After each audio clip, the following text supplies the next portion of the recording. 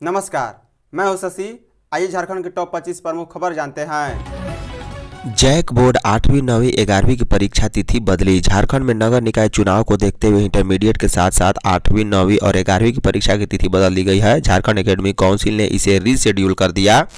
गौरतलब है कि 23 फरवरी को नगर निकाय चुनाव के लिए मतदान होना है। ऐसे में 23 फरवरी को निर्धारित इंटरमीडिएट हिंदी बी की परीक्षा उस दिन स्थगित कर दी गई है।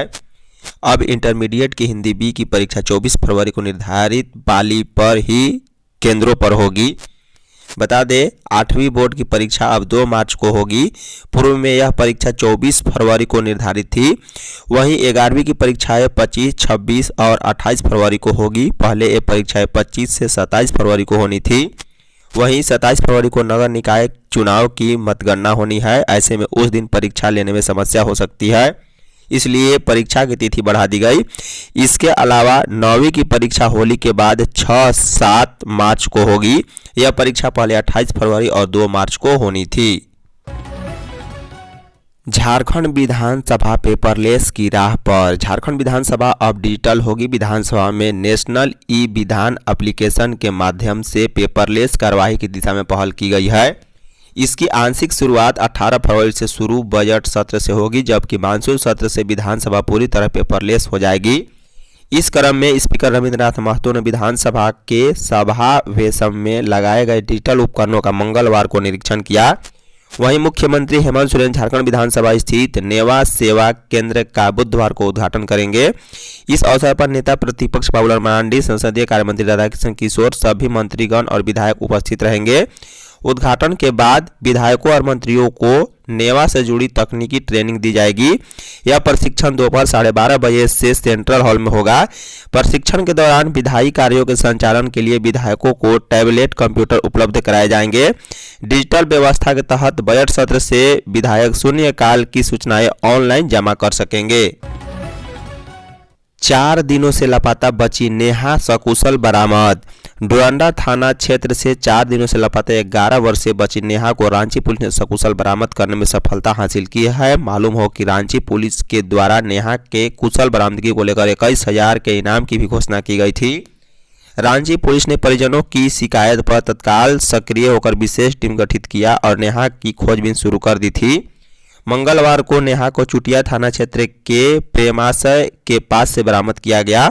बरामद करने के बाद बच्ची को उसके परिजनों के हवाले कर दिया गया। जानकारी के अनुसार बच्ची 4 फरवरी को दोपहर के समय घर से बिना किसी को बताए कहीं चली गई थी। जब शाम तक वह नहीं लौटी तो परिजनों में हड़कंप मच गया। परिजनों ने तुरंत डोरंडा थाना में गुमशुदगी की रिपोर्ट दर्ज कराई, जिसे पुलिस ने FIR में बदला। इसी क्रम में यह जानकारी मिली है कि चुटिया थाना क्षेत्र स्थित एक अनाथ आश्रम के पास नेहा देखी गई, जिसके बाद पुलिस ने उसे बरामद किया।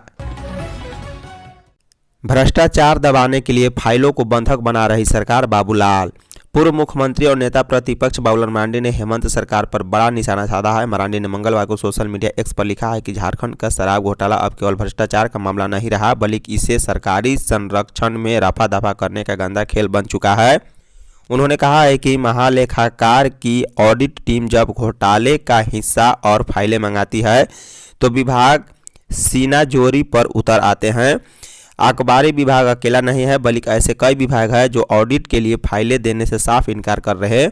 उन्होंने कहा है कि विभागों का यह तर्क कि फाइलें ACB ले गई है, यह अब पूरी तरह साफ है कि ACB की यह कथित कार्रवाई दोषियों को पकड़ने के लिए नहीं, बल्कि पैसे का लेखा जोखा छिपाने और भ्रष्टाचारियों को बचाने के लिए की जा रही है। मुख्यमंत्री से मिला मारांग बुरु जुग जाहेर बाहा बोंगा समिति। मुख्यमंत्री आवासीय कार्यालय कांके रोड में मंगलवार को मुख्यमंत्री हेमंत सोरेन से मारांग बुरु जुग जाहेर बाहा बोंगा समिति गिरिडीह के प्रतिनिधिमंडल से मुलाकात की। प्रतिनिधिमंडल ने मुख्यमंत्री हेमंत सोरेन को मारांग बोरू पारसनाथ में 18 से 21 फरवरी तक आयोजित होने वाले धार्मिक एवं सांस्कृतिक महत्व के बाहा पर्व में मुख्य अतिथि के रूप में आमंत्रित किया। इस अवसर पर मंत्री सुदीव्य कुमार सोनू, दर्जा प्राप्त मंत्री फागू बेसरा एवं मरंग बोरू जुग जाहेर बाबा बोंगा समिति के मुख्य संरक्षक विष्णु किस्कू संरक्षक महावीर मुर्मू और नाइके बाबा चंदूलाल टुडू, मांझी हराम राजेश किस्कू, सुनील मुर्मू भी उपस्थित थे। राज्य में किन्नरों से मारपीट और पुलिस पर गाड़ी चढ़ाने वाले 2 गिरफ्तार। राजधानी रांची के कचहरी चौक के पास मंगलवार तड़के करीब 3 बजे मारपीट की घटना के बाद पुलिस और आरोपितों के बीच हाई वोल्टेज ड्रामा देखने को मिला। नगर पुलिस अधीक्षक पारस राणा ने इस बाबत बताया है कि 2 युवकों ने किन्नरों के साथ मारपीट की, जिसमें एक गंभीर रूप से घायल हो गया। घायल को इलाज के लिए सदर अस्पताल भेजा गया। एसपी ने बताया है कि दोनों आरोपितों ने पहले किन्नर के साथ मारपीट की और फिर बोलेरो वाहन से उन्हें कुचलने की कोशिश की। विरोध करने पर वहां मौजूद लोगों के साथ भी हाथापाई की गई। घटना के बाद आरोपित वाहन लेकर मौके से फरार हो गए। सूचना मिलने पर पुलिस ने पीछा किया। इस दौरान आरोपितों ने पुलिस वाहन को भी टक्कर मारने का प्रयास किया है। झारखंड मौसम 11 फरवरी से बादल छाने की संभावना। झारखंड के विभिन्न जिलों में बुधवार और गुरुवार को आंशिक बादल छाने की संभावना है। इससे अधिक तापमान में धीरे धीरे 2 से 3 डिग्री की वृद्धि होगी। यह जानकारी मौसम विभाग ने मंगलवार को दी है। मौसम विभाग के अनुसार 13 फरवरी से मौसम साफ होगा। सुबह में कुहासा छाए रहेगा और बाद में मौसम पूरी तरह से साफ हो जाएगा। विभाग का कहना है कि राज्य भर में अगले 2 से 3 दिनों में तापमान में बढ़ोतरी के बाद अगले 3 दिन में इसमें 2 डिग्री की गिरावट भी दर्ज की जाएगी। पिछले 24 घंटे के दौरान राज्य में सबसे अधिक तापमान चाईबासा में 32 डिग्री और सबसे कम तापमान गुमला में 5.5 डिग्री सेल्सियस रिकॉर्ड किया गया। मंगलवार को रांची और आसपास के इलाकों में सुबह में मौसम साफ और मध्यम दर्जे की गति से हवा चली है। इन दिनों पछुआ हवाओं के प्रभाव के कारण कई जिलों में तापमान में कमी दर्ज की जा रही है। कई जिलों में अधिकतम तापमान में वृद्धि दर्ज हुई है। इससे राज्य भर में गर्मी और ठंड दोनों की स्थिति बनी हुई है। पलामू में फसल बीमा में गड़बड़ी, 2 लाख फर्जी आवेदन। झारखंड सरकार के निर्देश पर बिरसा प्रधानमंत्री फसल बीमा योजना के तहत पलामू जिले में खरीफ फसल का बीमा कराया गया था। इस योजना का संचालन HDFC एग्रो बीमा कंपनी द्वारा किया जा रहा था, लेकिन समीक्षा के दौरान फसल बीमा में बड़े पैमाने पर गड़बड़ी सामने आई है। जांच में खुलासा हुआ है कि 2,26,601 आवेदन पूरी तरह फर्जी पाए गए। सरकार की ओर से पलामू जिले को 1,765 किसानों का फसल बीमा कराने का लक्ष्य था। इसके विपरीत जिले में कुल 3,10,838 आवेदन जमा किए गए, यानी कि लक्ष्य से करीब 3 गुना अधिक आवेदन भरे गए। आवेदन की संख्या असामान्य रूप से अधिक होने पर तत्कालीन उपायुक्त शशि रंजन ने पूरे मामले की गहन जांच के आदेश दिए थे। वहीं पूर्व डीसी शशि रंजन के निर्देश पर जिले के सभी अंचलों के सीईओ को फसल बीमा से जुड़े आवेदन जांच के लिए भेजे गए। विस्तृत जांच के बाद चौंकाने वाले तथ्य सामने आए हैं। इसमें कुल 3,10,838 आवेदन में से केवल 84,237 आवेदन ही सही पाए गए हैं। झारखंड पुलिस होगी अपडेट, AI टास्क फोर्स का गठन। डिजिटल युग के आर्टिफिशियल इंटेलिजेंस का कदम अब झारखंड पुलिस में भी पड़ने वाला है। झारखंड पुलिस इस नई विधि में अपलोड होगी। झारखंड पुलिस में भी AI टास्क फोर्स का गठन होगा, जो अपराध के त्वरित विश्लेषण, साइबर अपराध, बेहतर पुलिसिंग, यातायात विधि व्यवस्था आदि में मदद करेगा। केंद्रीय गृह मंत्रालय के अधीन संचालित bureau of police research and development ने AI टास्क फोर्स से संबंधित अपनी एडवाइजरी केंद्र को सौंप दी थी, जिसे झारखंड सहित प्रत्येक राज्यों को भेजा गया। उक्त एडवाइजरी पर इस बात पर जोर है कि इस नई विधि से राज्य पुलिस के 70% बल को प्रशिक्षण किया जाना आवश्यक है। आधुनिक अपराध, डिजिटल आपराधिक अपराध से निपटने और पुलिस को तकनीकी रूप से अपडेट किया जाना है। इससे अपराध की जांच को गति मिलेगी। अपराध के तौर तरीकों को समझने में भी सहूलियत होगी। 2027 तक झारखंड को फाइलेरिया मुक्त बनाने के लिए प्रतिबद्ध। राज्य के स्वास्थ्य मंत्री इरफान अंसारी ने केंद्र सरकार को आश्वस्त किया है कि झारखंड सरकार वर्ष 2027 तक फाइलेरिया उन्मूलन के लिए प्रतिबद्ध है।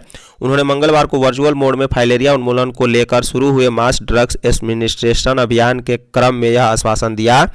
उन्होंने इस अभियान को लेकर राज्य सरकार द्वारा किए जा रहे प्रयासों की भी जानकारी दी। इससे पहले केंद्रीय स्वास्थ्य मंत्री जेपी नड्डा ने वीडियो कॉन्फ्रेंसिंग के माध्यम से देश भर के स्वास्थ्य कर्मियों से जुड़कर इस अभियान की शुरुआत करते हुए इसकी समीक्षा भी की है। केंद्रीय स्वास्थ्य मंत्री ने सभी मंत्रियों, सांसदों एवं विधायकों को इस अभियान में सक्रिय सहयोग देने तथा इसके लिए जन जागरूकता फैलाने का आह्वान किया। इसी क्रम में राज्य के स्वास्थ्य मंत्री ने बताया है कि राज्य के 9 जिलों में फाइलेरिया उन्मूलन अभियान को 100% सफलता के साथ संचालन किया गया, जहां व्यापक जागरूकता अभियान, दवा वितरण तथा मच्छर नियंत्रण के उपाय भी किए गए हैं।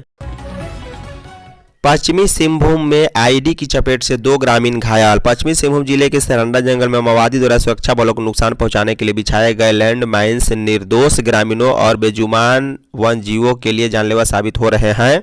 ताजा मामले में मंगलवार की शाम जराई केला थाना क्षेत्र अंतर्गत सरंडा के तिरिल पोसी जंगल में पता तोड़ने गए 2 ग्रामीण आईडी विस्फोट की चपेट में आकर गंभीर रूप से घायल हो गए। इसी घटना के बाद पूरे इलाके में दहशत का माहौल है। घटना मंगलवार शाम करीब 4 बजे की बताई जा रही है। घायल ग्रामीणों की पहचान तिरिल पोसी निवासी जयसिंह चेरवा और सलाई चेरवा के रूप में हुई है। जानकारी के अनुसार मंगलवार की सुबह 6 से 7 ग्रामीण पता तोड़ने जंगल गए थे। शाम में लौटने के क्रम में जयसिंह का पैर जमीन में दबे आईडी पर पड़ गया, जिससे जोरदार विस्फोट हो गया। विस्फोट की चपेट में आकर जयसिंह और उसके साथ चल रहे सलाई गंभीर रूप से घायल हो गए।